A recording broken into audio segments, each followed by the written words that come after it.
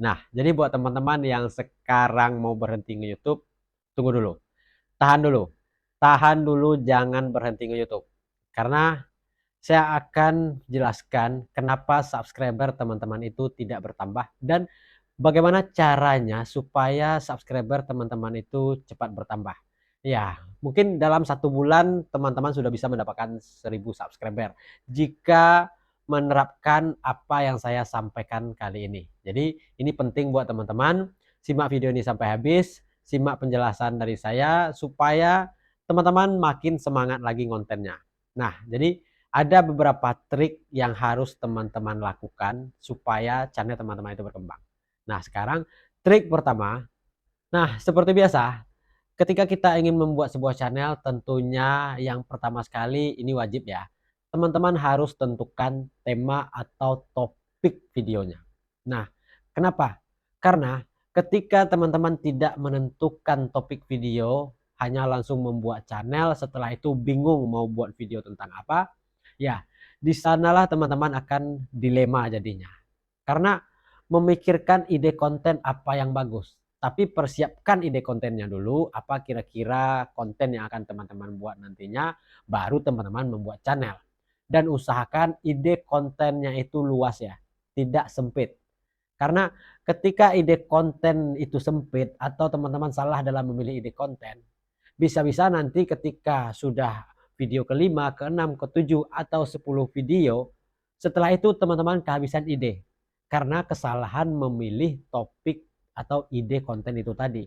Jadi usahakan ide konten itu luas, idenya banyak. Jadi itu yang pertama, ide konten itu wajib, jangan langsung membuat video. Nah, sekarang yang kedua. Yang kedua setelah teman-teman mendapatkan ide konten yang pas untuk teman-teman, yang kedua yaitu buatlah konten yang berkualitas. Nah, konten yang berkualitas seperti apa? Yang pertama, ada mengandung informasi di dalam video kita. Yang kedua, atau mungkin konten teman-teman itu menghibur. Yang ketiga, intinya konten itu harus bermanfaat buat orang lain ya. Teman-teman coba lihat di beranda-beranda YouTube, apa alasan teman-teman melihat atau menonton video orang lain. Tentunya ada manfaat di dalamnya. Entah mungkin bisa membuat teman-teman ketawa, atau sebuah informasi, atau mungkin iya intinya konten itu bermanfaat lah. Nah, itu yang kedua. Yang ketiga yaitu ini wajib ya teman-teman. Ini wajib lagi, yaitu sebelum mengupload video, lakukan optimasi video terlebih dahulu. Nah, bagaimana caranya? Cara yang lebih gampang untuk optimasi video yaitu teman-teman coba ketikkan di kolom pencarian beranda YouTube apa tema konten teman-teman. Lalu cari konten yang sama dari channel orang lain. Nah, setelah teman-teman sudah menemukan channel orang lain yang sudah besar, yang temanya sama dengan konten teman-teman, contoh judul mereka. Seperti apa mereka membuat judul.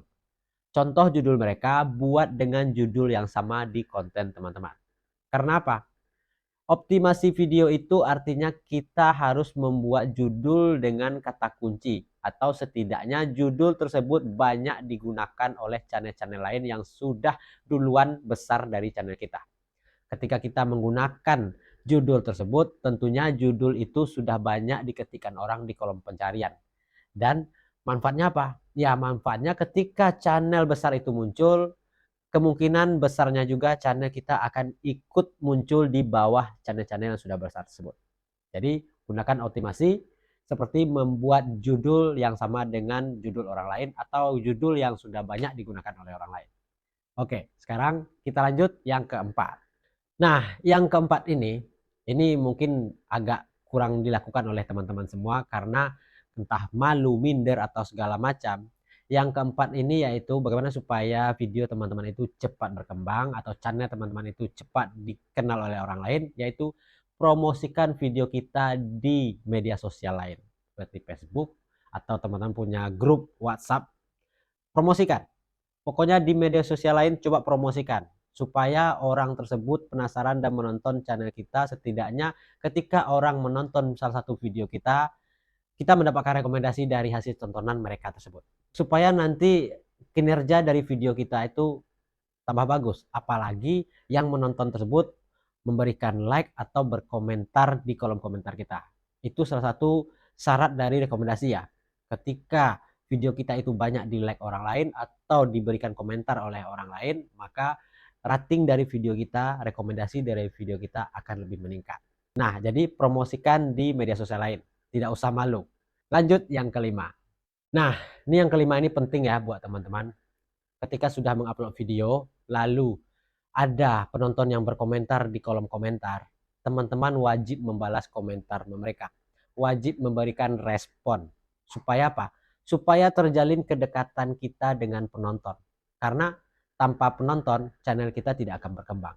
Jadi, wajib merespon penonton ketika berkomentar di kolom komentar. Dan sebisa mungkin, kita juga sesekali-sekali bertanya kepada penonton di kolom komentar, mungkin video apa yang akan kita bahas, konten apa yang akan kita buat, apa yang akan kita bahas selanjutnya.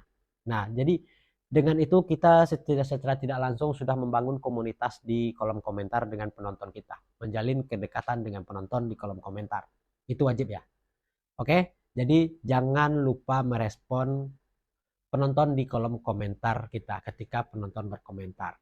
Nah, lanjut yang keenam.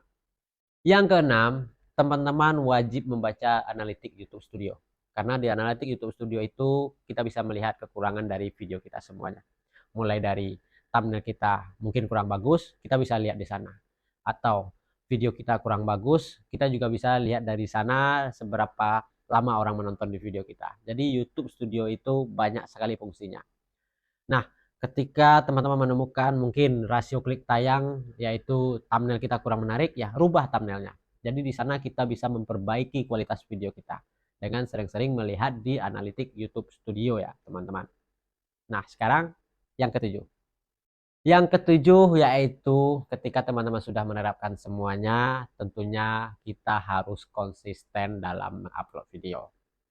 Kita harus mengusahakan mengupload video setiap hari. Jangan malas-malasan. Kalau kita malas ya semua yang tadi itu ya percuma kita terapkan kalau kita tidak mengupload video. Oke, jadi rajin-rajin upload video, jangan pernah patah semangat.